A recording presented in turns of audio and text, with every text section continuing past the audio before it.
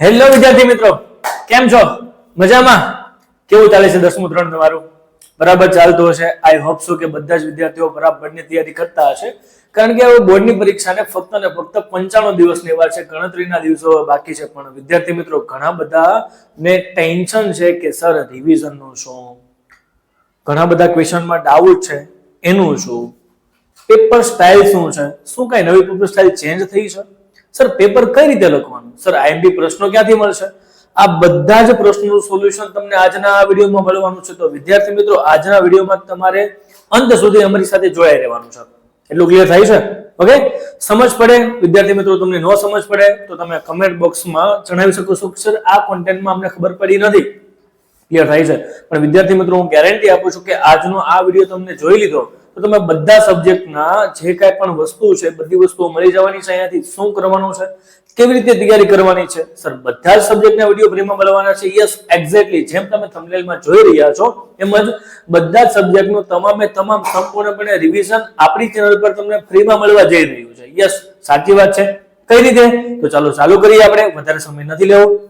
તો વિદ્યાર્થી મિત્રો, હું છું ભગીરથ કાચરિયા અને એજ્યુકી ધ એજ્યુકેશન હબ પર આપ સૌનું હાર્દિક સ્વાગત કરું છું. ચાલુ કરીએ આજનો આપણો આ વિડિયો લેક્ચર.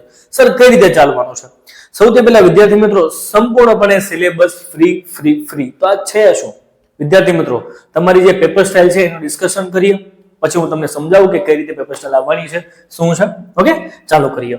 સૌપ્રથમ હું છું ભગીરથ કાચરિયા અને તમારો સોશિયલ સાયન્સ સબ્જેક્ટ આજથી હું લેવાનો છું. કઈ રીતે રિવિઝન ચાલવાનું છે જોવું છે? ચાલુ કરીએ. જો વિદ્યાર્થી મિત્રો પેપર સ્ટાઇલ 2024, સૌપ્રથમ વિડિયોની શરૂઆતમાં જ આજે આપણે એ જોઈએ કે તમારી પેપર સ્ટાઇલ કઈ રીતે રહેવાની છે. વિદ્યાર્થી મિત્રો મેથ્સ, સાયન્સ અને સોશિયલ સાયન્સ આ ત્રણ સબ્જેક્ટની આ પેપર સ્ટાઇલ કોમન જ એઝ યુઝ્યુઅલ છે. ક્લિયર થાય છે? પણ હા, મેથ્સની સ્ટાઇલ પેપર સ્ટાઇલ મેથ્સના સર તમને અલગથી વિડિયો આપવાના છે આ જ ચેનલ ઉપર. ક્યારે, કેવી રીતે, બધું જ સમજાવું. ક્લિયર? સૌપ્રથમ આ જે પેપર સ્ટાઇલ હું તમને કહી રહ્યો છું એ બધી જ પેપર સ્ટાઇલ આ પેપર સ્ટાઇલ મુજબ ત્રણ સબ્જેક્ટની છે. કયા કયા પેપર છે? પેલું સાયન્સ, બીજું સોશિયલ સાયન્સ અને ત્રીજું મેથ્સ. As usual. ક્લિયર છે? ઇંગ્લિશની પેપર સ્ટાઇલ શું છે? અલગ છે. મેથ્સની પણ થોડાક કમ્બાઈન છે, એના દાખલા છે, કઈ રીતે પેપર સ્ટાઇલ છે એ કમ્બાઈન એઝ યુઝ્યુઅલ લગભગ સેમ જેવી છે, બટ થોડીક જે માઇનર ડિફરન્સ છે એની માટે સર એની માટે તમારા માટે અલગથી વિડીયો બનાવવાના છે. ક્લિયર થાય છે? ઓકે, ચાલુ કરીએ. પેપર સ્ટાઇલ 2024 એમાં ખાસ કરીને આપણે વાત કરશું વિદ્યાર્થી મિત્રો સોશિયલ સાયન્સની, જે આપણો સબ્જેક્ટ છે. બીજા સબ્જેક્ટમાં આપણને બહુ મજા નથી આવતી. કેમ? ફાવે તો છે પણ મજા જે સબ્જેક્ટ ભણાવવાનો એ જ સબ્જેક્ટમાં આવે. ચાલુ કરીએ વિદ્યાર્થી મિત્રો. સૌપ્રથમ તમારું જે પેપર છે એ 80 માર્ક્સનું આવવાનું છે. યાદ છે? ખબર છે ને? યસ. પેપર કુલ કેટલા માર્કનું છે? સામાજિક વિજ્ઞાનની વાત કરીએ તો કુલ તમારા કેટલા માર્ક છે? 80 માર્ક છે વિદ્યાર્થી મિત્રો. કેટલા? 80. આ 80 માર્કમાંથી 4 ભાગમાં ડિવાઈડ થાય છે. વિભાગ A, વિભાગ B, વિભાગ C અને વિભાગ D. ક્લિયર થાય છે? આ 4 માર્ક છે, 4 સેક્શન છે અને કુલ કેટલા માર્ક છે? 80 માર્ક છે. એમાં સેક્શન A સવાલ છે વિદ્યાર્થી મિત્રો. ધ્યાન રાખજો, અહીંયા સેક્શન હું એની વાત કરું ત્યારે સેક્શન A માં શું આવવાનું છે? હેતુલક્ષી પ્રશ્નો આવવાના છે. હેતુલક્ષીનો મતલબ વિદ્યાર્થી મિત્રો શું થાય? એમાં ખાલી જગ્યા પણ આવી જાય, ખરા ખોટા પણ આવી જાય, 1 માર્કના MCQ, બધું જ જે એક માર્કનું હેતુલક્ષી પ્રશ્નો છે ને તમામે તમામ પ્રશ્નો સેક્શન A માં આવવાના છે. અને સેક્શન A વિદ્યાર્થી મિત્રો કેટલા માર્ક્સનો છે? 1 માર્કના બધા જ સવાલ તમારા આવી જવાના છે અને કુલ કેટલા માર્ક છે? 24 માર્ક. વિદ્યાર્થી મિત્રો ખાસ સમજો, 24 માર્ક, 24 માર્કનો તમારો સેક્શન એ રહેવાનો છે. કેટલા માર્કનો છે? 24 માર્કનો.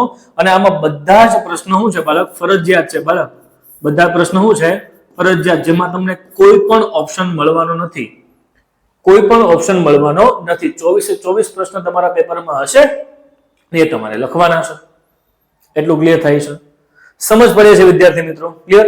તો સર પેપર સામાજિક વિજ્ઞાનમાં સેક્શન A માં પેપરની અંદર આપણે કઈ રીતે તૈયારી કરશું? તો સૌથી પહેલા હું તમને કહું કે જ્યારે સેક્શન B, C અને D ની તૈયારી પૂરી થાય એની માટે સેક્શન A ની માટે તૈયારી માટે અલગથી એક વિડીયો બનાવવામાં આવશે, જેની લિંક તમને આપણા WhatsApp ગ્રુપમાં મળશે. સર આપણો WhatsApp ગ્રુપ પણ ચાલે છે? યસ વિદ્યાર્થી મિત્રો, ડે ટુ ડે ના ટાઈમ ટેબલ મુજબના આપણા વિડીયો આવે છે. મેથ્સના વિડીયો, સાયન્સના વિડીયો, SS ના અને ઇંગ્લિશના 4 સબ્જેક્ટનો સંપૂર્ણપણે કોર્સ આપણો ચાલુ છે. ઓલરેડી અમુક વિડીયો અપલોડ થઈ ગયેલા છે. ક્યાંથી મળશે? તો એની માટે આપણા આજના આ વિડીયોના ડિસ્ક્રિપ્શનમાં WhatsApp ગ્રુપની લિંક આપેલી છે. ફટાફટ એની અંદર જોડાઈ જશો તો આજે PDF માં હું ભણાવું છું એ PDF પણ તમને ત્યાંથી મળવાની છે. ડે ટુ ડે માં જેવો વિડીયો પૂરો થશે એટલે વિડીયોની લિંક અને વિડીયોની પીડીએફ તમને આપણા આ WhatsApp ગ્રુપમાં મળવાની છે. એટલે ફટાફટ જોઈન્ટ થઈ જજો. ક્લિયર થાય છે? ડિસ્ક્રિપ્શનમાં જોઈન્ટ થઈ જવું ફરજિયાત છે. ક્લિયર છે? પછી આવે છે સેક્શન બી.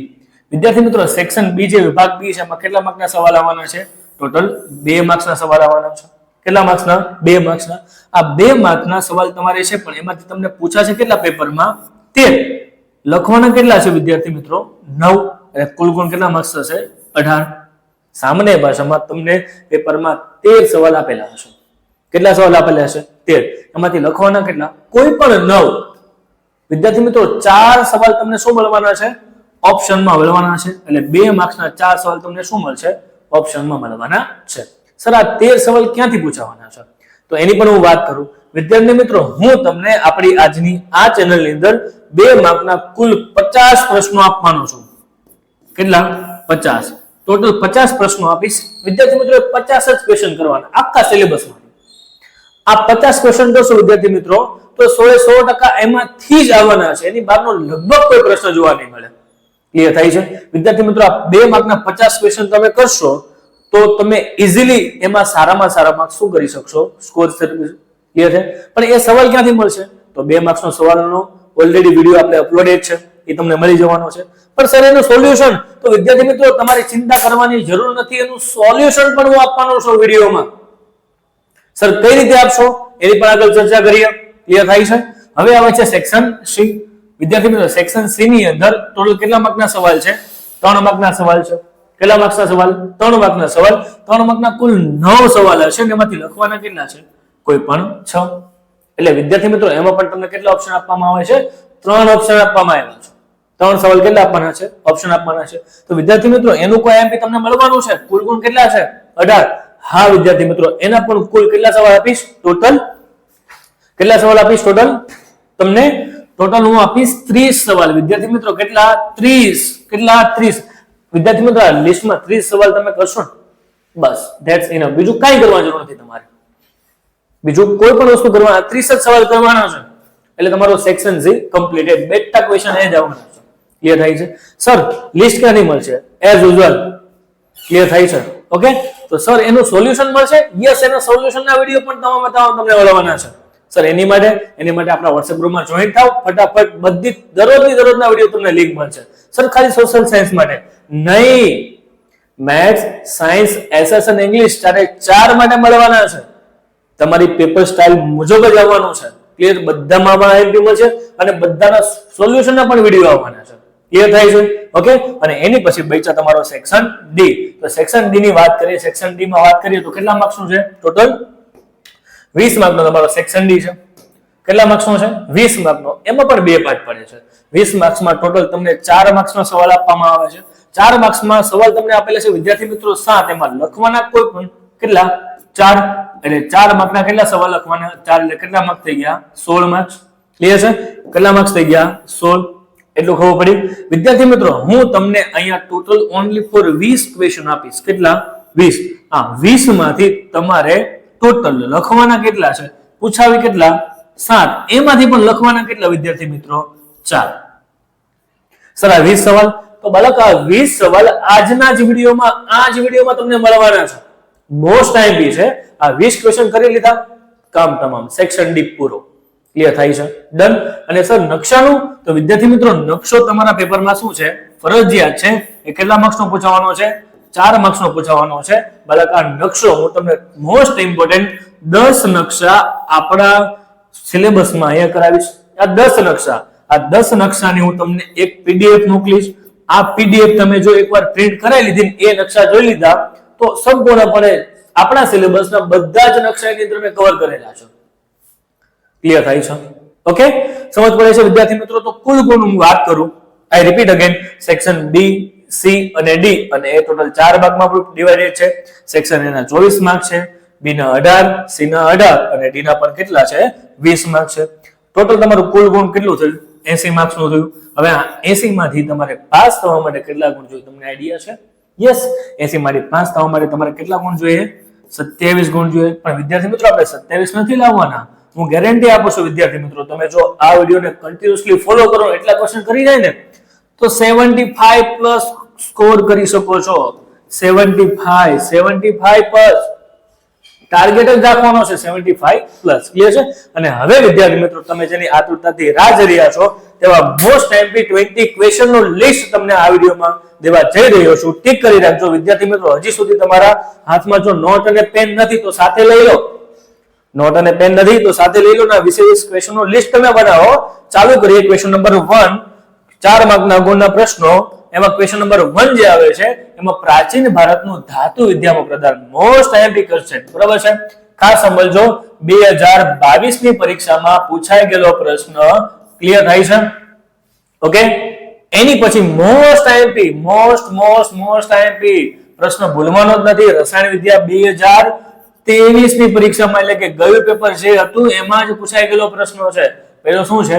ધાતુ વિદ્યામાં પ્રદાન. બીજું રસાયણ વિદ્યામાં પ્રદાન. ક્લિયર થાય છે? ઓકે. એની પછીનો ક્વેશ્ચન છે વૈદક વિદ્યા અને શલ્ય ચિકિત્સામાં ભારત આપેલું પ્રદાન સમજાવો.